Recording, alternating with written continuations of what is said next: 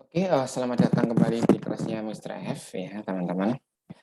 Pada kesempatan kali ini Mr. F akan menjelaskan satu materi terkait imunisasi pada anak ya. Ini sangat penting sekali terkait imunisasi ini sejatinya adalah untuk mencegah berbagai macam penyakit yang dimana memang penyakit-penyakit ini bisa dicegah dengan imunisasi. Gitu, teman. Sejatinya imunisasi pada anak ini sama juga seperti halnya kita melakukan vaksinasi COVID-19 ini. Karena COVID-19 ini bisa dicegah dengan adanya vaksinasi ini gitu. Nah, pada anak pun sama kasusnya begitu.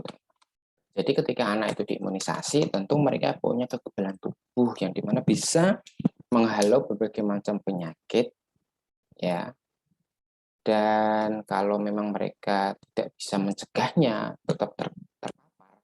Tapi mereka tidak menunjukkan gejala yang berat, tetapi hanya ringan-ringan saja. Maka vaksinasi atau imunisasi pada anak itu penting sekali, ya. Itu ingat teman-teman nanti kalau punya anak, segeralah melakukan imunisasi pada anak, ya. Begitu sesuai dengan jadwal yang telah ditentukan dari pemerintah, karena memang pemerintah juga punya program imunisasi dasar lengkap begitu pada anak-anak. Nah, nanti kita akan belajar seperti itu pada materi kali ini, gitu. Nah, di kuliah kali ini tujuannya adalah mahasiswa diharapkan dapat memahami tentang pentingnya imunisasi bagi anak ya, dengan benar, dengan komprehensif informasinya dan juga dengan saling berdiskusi ya ketika teman-teman punya pertanyaan, punya sesuatu hal yang baru terkait imunisasi pada anak bisa kita sharekan kepada teman-teman gitu. Jika nanti teman-teman ada pertanyaan atau semacamnya, ya silahkan bisa hubungi saya di WhatsApp grup ya, atau meninggalkan komentar atau komen di bawah ini ya. Gitu. Oke, pokok-pokok materi hari ini terkait imunisasi pada anak adalah ada pengertian imunisasi ya teman-teman ya, ada tujuan imunisasi, sasaran imunisasi, terus manfaat imunisasi, jenis-jenis imunisasi, penyakit yang dapat dicegah dengan imunisasi, dan pedoman pelaksanaan imunisasi di Indonesia. Karena kita tinggal di Indonesia, tentu kita punya regulasi imunisasi di Indonesia. Kalau Mr. F tinggal di Thailand, berarti Mr. F harus mengikuti kaidah-kaidah imunisasi di negara Thailand. Seperti itu. Misal Mr. F punya anak di Thailand gitu ya. Jadi Mr. F harus mengikuti kaidah-kaidah pedoman imunisasi di negara Thailand. Seperti itu. Nah, pada kali ini ya, jadi imunisasi di Indonesia itu dikembangkan sebagai salah satu langkah ya pencegahan penyakit tertentu atau bisa disebut PD3I. Penyakit yang dapat dicegah dengan imunisasi itu antara lain ada difteri ya, TBC, terus ada pertusis, polio, campak, hepatitis B. Itu. Nah, bagi mereka yang punya anak ya, kurang lebih 0 sampai 12 bulan ya, 11 bulan 12 bulan ya, ya kurang lebih 1 tahun lah ya. Itu wajib mendapatkan imunisasi dasar lengkap dari 1 dosis hepatitis B, 1 dosis BCG, 3 dosis DPT hepatitis B, 4 dosis polio, dan 1 dosis campak begitu. Nah, tiap tahun itu kurang lebih ada 2,4 juta anak ya, umur kurang dari 5 tahun di dunia yang meninggal karena penyakit yang dapat dicegah dengan imunisasi. Begitu. Nah, imunisasi ini merupakan sebuah investasi besar ya bagi anak di masa depan. Karena anak itu kalau misal ya ditakdirnya itu meninggal usia 5 tahun, kalau mereka sudah imunisasi pada usia 0 sampai 12 tahun, 12 bulan, bisa jadi anak itu terselamatkan dari penyakit infeksi tersebut. Misal seperti itu, analoginya seperti itu ya. Jadi sesuatu imunisasi ini sebagai bentuk ikhtiar kita mencegah dari berbagai macam penyakit. Begitu. Nah, imunisasi ini halnya yang sejatinya tidak bisa ditunda atau diabaikan ya. Karena memang sangat penting sekali bagi tumbuh kembang anak. Ingat materi kita tumbuh kembang anak minggu yang lalu itu sejatinya imunisasi adalah salah satu menjaga anak itu dalam tumbuh kembangnya itu dalam kondisi yang normal gitu. Karena kalau anak itu sakit, jatuh sering sakit, tentu tumbuh kembangnya terpengaruh gitu ya, gitu. Nah, imunisasi ini sudah terbukti bermanfaat, ya, efektif dan teruji keamanannya secara ilmiah. Tentu berbagai macam vaksin yang ada di seluruh dunia ini, terutama pada anak, apalagi yang masuk kategori vaksinasi dasar lengkap itu sudah ada kajian ilmiahnya yang diterbitkan melalui artikel ilmiah. Gitu. Kalau nggak percaya, coba di Google saja, ya. Gitu. Jadi teman-teman bisa aktif untuk mencari atau mengkaji berbagai macam literatur ilmiah terkait vaksinasi pada anak. Gitu. Nah, pengertian imunisasi sendiri ya cara untuk meningkatkan kekebalan tubuh seseorang atau bayi ya terhadap suatu penyakit tertentu, teman-teman, sehingga kelak dia tumbuh dewasa ya menjadi seorang anak yang dewasa, remaja menjadi seorang dewasa, menjadi tua nanti barangkali dengan imunisasi yang dia lakukan sewaktu dia masih bayi ya umurnya kurang dari 1 tahun, dia terhindar dari berbagai macam penyakit. Yang notabene penyakit ini bisa menimbulkan kematian pada anak yang terlambat atau tidak melakukan vaksinasi. Memang di luar sana itu masih ada beberapa oknum-oknum dari orang tua yang melarang anaknya untuk imunisasi. Memang ada. Saya tuh juga heran. Memang kita itu sebagai makhluk hidup yang diciptakan oleh Tuhan itu mempunyai sistem kekebalan tubuh yang alami. Betul sekali. Tetapi kalau pada penyakit-penyakit tertentu kita punya sistem kekebalan alamiah itu juga bisa kita dapatkan. Tetapi mampukah kita bertahan dari serangan-serangan penyakit infeksi tersebut? Kalau kita mampu bertahan, kita dapat sistem kekebalan tubuh alamiah dari penyakit A, B, C, D. Tetapi kalau kita tidak mampu, ya kita meninggal dulu. Nah, itu adalah harusnya pola pikir orang tua yang menolak untuk imunisasi anaknya harus berpikir sejauh itu. Memang pada dasarnya kesadaran dari orang tua untuk melakukan imunisasi pada anak itu memang berbagai macam faktor yang mempengaruhi kesediaan orang tua untuk melakukan imunisasi pada anaknya.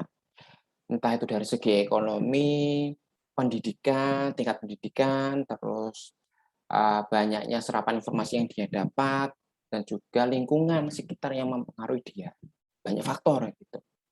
Nah, imunisasi ini sejatinya bertujuan untuk tidak mudah terinfeksi, dan kalau terinfeksi gejalanya ringan. Ya. Misal demam doang, batuk pilek doang, tidak sesak nafas, tidak menimbulkan komplikasi. Nah, imunisasi dasar ini pemberian imunisasinya itu pada awal bayi yang baru lahir sampai usia 1 tahun. Berarti usia 0 sampai 12 tahun. Begitu. Nah, sedangkan imunisasi pasif itu adalah memberikan antibodi ya atau faktor kekebalan pada seseorang yang membutuhkan. Nah, imunisasi pasif ini versi Mr. F itu semacam donor plasma darah. Begitu. Misal ada orang yang sakit COVID, ya dia dapat donor darah, plasma darah dari penderita COVID yang sudah sembuh. Nah, itu sama juga memberikan antibodi, ya antigen khusus imunisasi pasif ini. Gitu. Nah, contohnya pemberian imunoglobulin spesifik. Nah, ini untuk penyakit tertentu, misal imunoglobulin anti tetanus, ya. Jadi, misal ada si A ini sudah sembuh dari COVID-19.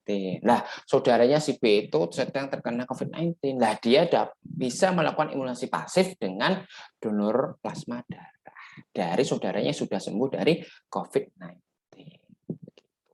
Nah, selain itu, kekebalan pasif tidak berlangsung lama. Seperti kekebalan alami yang diperoleh janin dari ibu akan perlahan menurun dan habis karena dikeluarkan melalui metabolisme tubuh.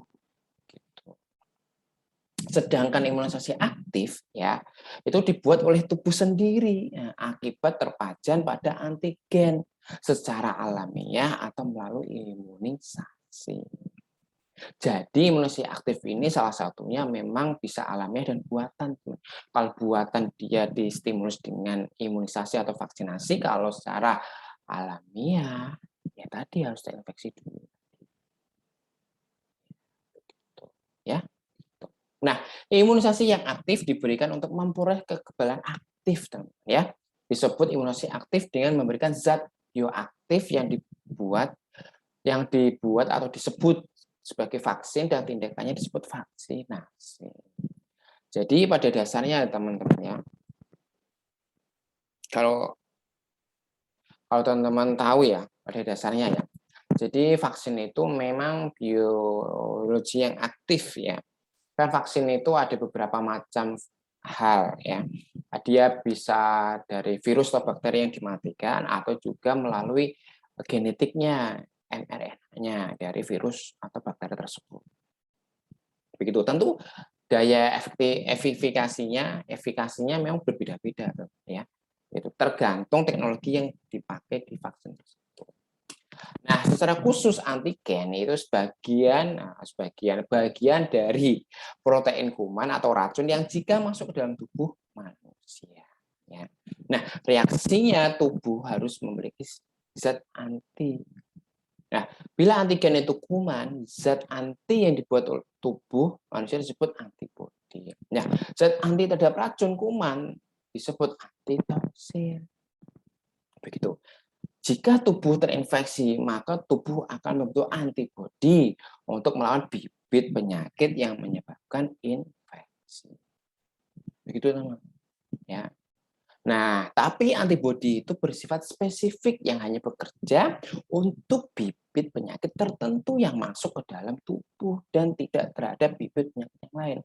Jadi, kalau teman-teman vaksin A, ya, dia penyakitnya A.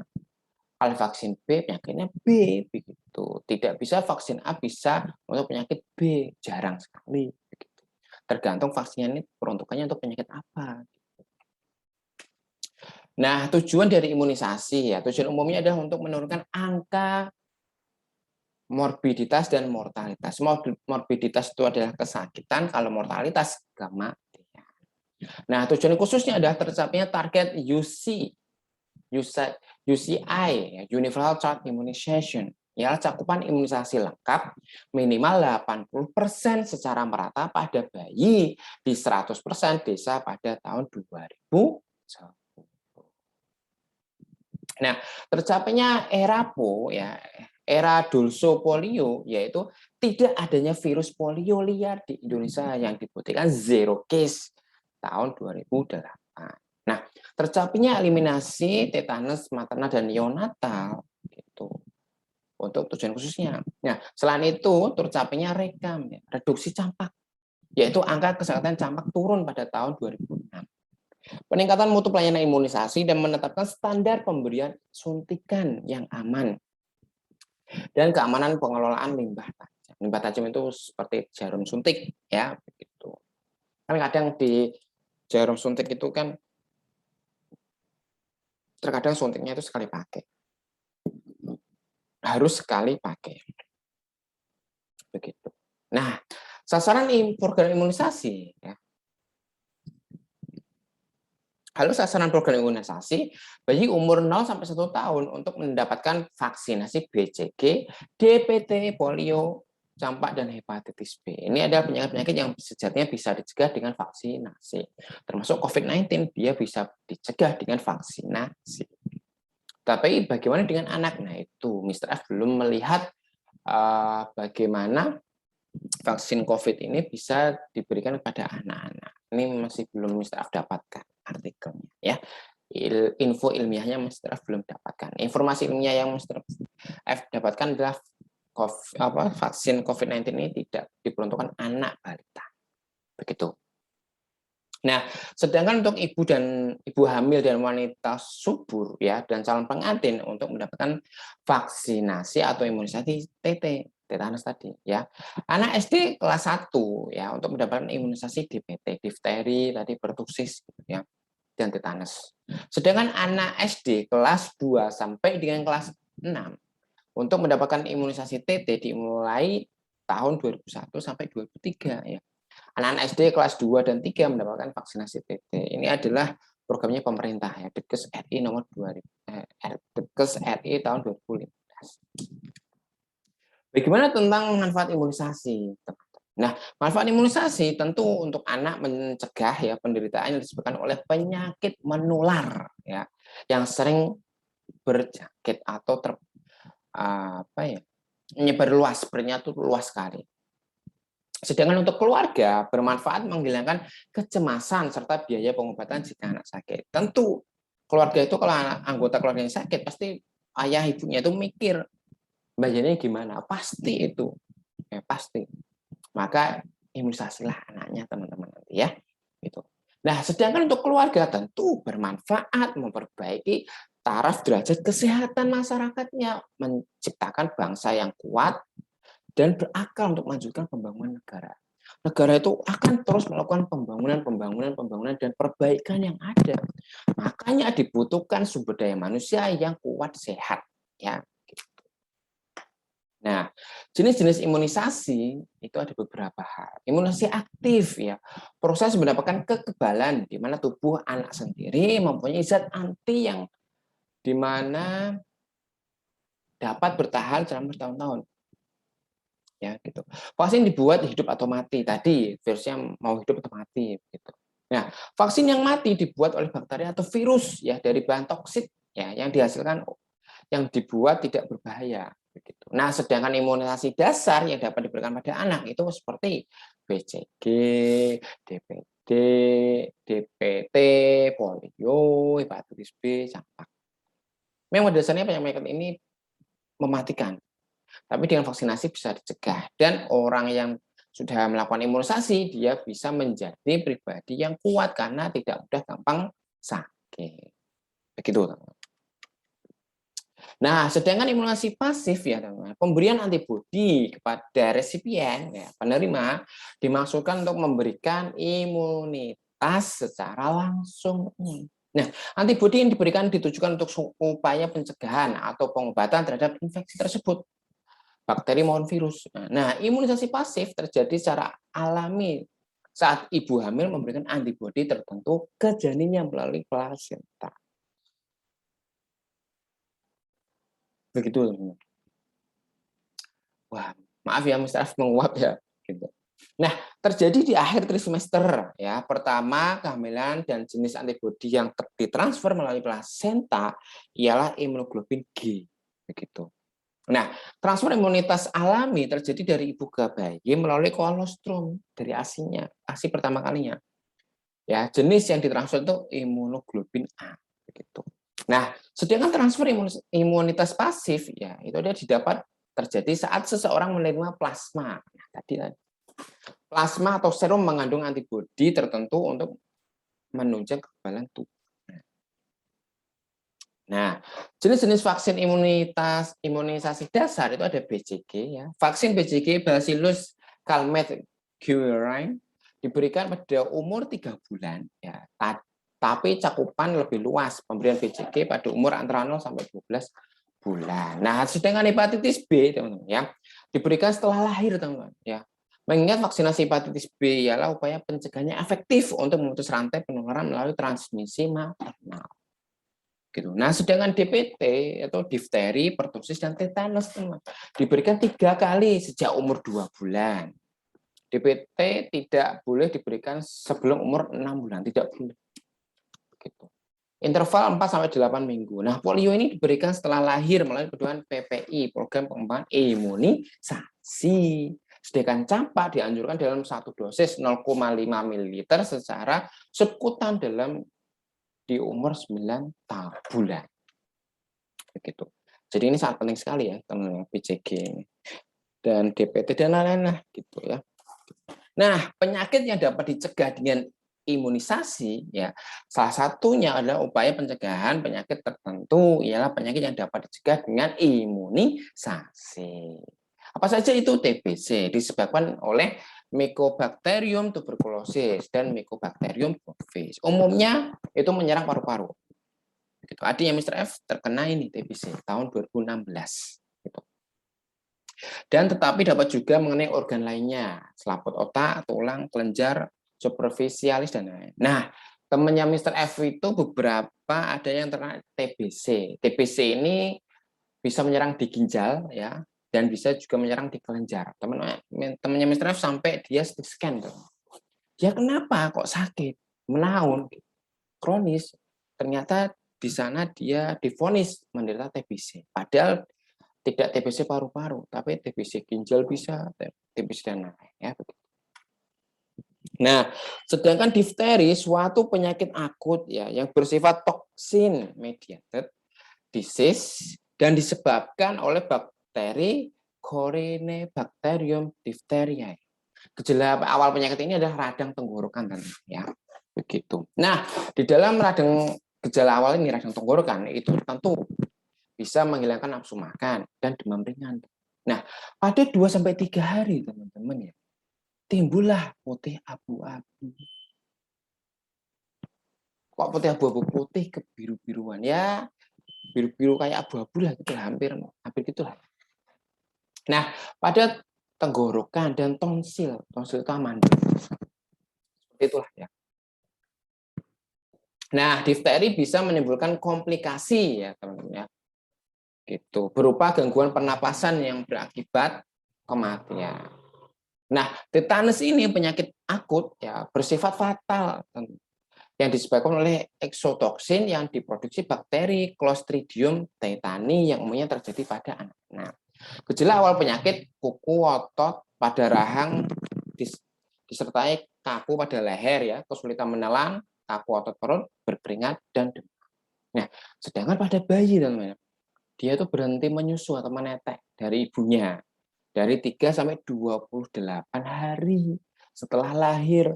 Selanjutnya terjadilah kejang hebat dan tubuh menjadi kaku, teman-teman.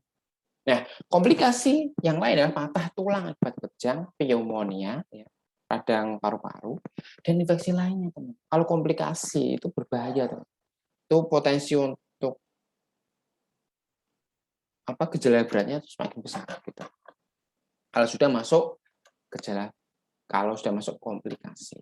Nah, pertusis atau batuk rejan, ya, suatu penyakit akut, ya, yang disebabkan bakteri Bordetella pertussis. Nah, gejala utama pertusis ini timbul saat terjadinya penumpukan lendir dalam saluran nafas. Gitu. Pada serangan batuk, pasien akan muntah dan sianosis menjadi sangat lemas dan kejang. Gitu. Nah, bayi dan anak prasekolah punya risiko terbesar untuk terkena pertusis termasuk komplikasi. Nah, kalau pengobatannya dikasih antibiotik khususnya eritromisin dan pengobatan suportif pada gejala batuk berat. Jadi memang pertusis ini memang sangat berbahaya. Pokoknya kalau teman-teman punya anak, ya, balita, itu harap hati-hati, ya, gitu, terkait penyakit-penyakit yang menular seperti ini. Begitu. Ini adalah gambar bagaimana ini ada difteri, tetanus, dan pertusis. Dan ini adalah karakter campak. Nah, campak atau measles, ya, penyakit akut yang disebabkan virus campak sangat menular pada anak-anak. Nah, gejalanya panas, batuk, pilek, konjungtivitis, ya, bercak kemerahan diikuti erupsi makulopapuler yang menyeluruh dan komplikasi campak, diare hebat, ya. Diare hebat itu berarti setiap hampir berapa sekali, belum ada 1 jam dia sering BAB. Terus komplikasi campak itu diare hebat, peradangan pada telinga, ya, dan infeksi saluran nafas pneumonia. Itu kalau sudah masuk komplikasi itu berat, ya, gejalanya berat sekali dan itu nggak mudah, ya. Gitu. Terus poliomyelitis, ya, suatu penyakit yang disebabkan oleh virus poliomyelitis pada medula spinalis yang secara klasik bisa timbulkan kelumpuhan, kesulitan nafas, dan bisa menyebabkan kematian. Tentu kalau teman-teman lihat anak-anak yang menderita polio, mereka tuh lemes, nggak bisa jalan. Begitu. Menelan makanan pun sakit sekali. Begitu. Jadi teman-teman harus was-was ya, bukan was-was, harus waspada. Nah, sedangkan hepatitis B yaitu penyakit yang disebabkan oleh infeksi virus hepatitis B, teman. PHB ini, yang dapat menyebabkan kematian, teman. Jadi semua penyakit itu bisa menimbulkan sebuah kematian. Tergantung kita menyikapinya atau meresponnya. Nah, biasanya tanpa gejala. Namun jika infeksi terjadi sejak dalam kandungan dan menjadi kronis, seperti pembengkakan hati, cirrosis, dan kanker hati. Gitu. Ini tidak begitu percaya ibunya, gitu ya. Jika terinfeksi berat menyebabkan kematian. Gejala yang terlihat biasanya itu anak terlihat lemah, gangguan perut, gejala dan flu. Nah, urin menjadi kuning, kotoran pucat, dan warna kuning bisa terlihat pada mata, sklera, dan kulit. Gitu. Gitu. Ada yang ditanyakan? Kalau ada ditanyakan, tolong tinggalkan pertanyaan di kolom komentar ya. Gitu. Atau di WhatsApp grup boleh. Nah, pedoman pemberian imunisasi, umur yang tepat untuk mendapatkan imunisasi. Sebelum bayi itu mendapatkan infeksi dari penyakit tertentu yang bisa dicegah dengan imunisasi, maka cegahlah itu. Ya. Terus pemberian imunisasi setelah bayi hari lengkap menjadi 1 tahun. Begitu. Imunisasi lengkap. Gitu ya. Nah, umur 9 bulan dapat diberikan imunisasi ya campak. Jika kurang dari 9 bulan dapat terjadi pembentukan zat kekebalan tubuh dan anak dihambat, tumbuh anak dihambat karena adanya zat kekebalan dari darah itu. Jadi kalau umurnya 9 bulan itu dapat diberikan imunisasi campak ya jika kurang dari 9 bulan. Dapat terjadi pembentukan zat kekebalan antibodi pada tubuh anak. Nah, dihambatnya karena adanya zat kekebalan dari tubuh dari darah ibu. Nah, beberapa kali kasus diberikan, jumlah dosis yang dipakai juga sudah sesuai dengan kebutuhan tubuh bayi saat urutan pemberian jenis imunisasi. Jadi disesuaikan gitu ya, bilik imunisasi. Gitu. Takutnya nanti salah masuk ruang dicoblos nanti bahaya gitu ya. Gitu. Ini adalah jadwal imunisasi dan imunisasi anak umur 0 sampai 18 tahun, rekomendasi dari A. Begitu. Itu ada yang ditanyakan dari materi kita ini. Ini cepat sekali teman karena imunisasi gampang tuh. Dan kan teman-teman bisa di luar pikiran gitu puas. Nah, ini adalah ada 4 post test ya. Silakan dikerjakan post testnya dan terima kasih. Perlu diingat teman-teman, Mr. F, mohon maaf jika ada salah kata dari Mr. F. Minggu depan kita UTS dengan sistem e-learning dan dari YouTube ya. Jadi persiapkan teman-teman untuk bahan-bahannya, pembelajarannya segera belajar dan Mr. F akan tunggu nilai teman-teman. Gitu ya. Semoga sukses begitu ya. Begitu dari Mr. F. Mohon maaf jika ada salah kata dan tetap jaga protokol kesehatan bahwa kesehatan adalah investasi terbesar untuk seluruh makhluk hidup manusia itu mereka bisa bertahan di dunia ini ya. Gitu. Itu dari saya kurang lebih maaf. Wassalamualaikum warahmatullahi wabarakatuh.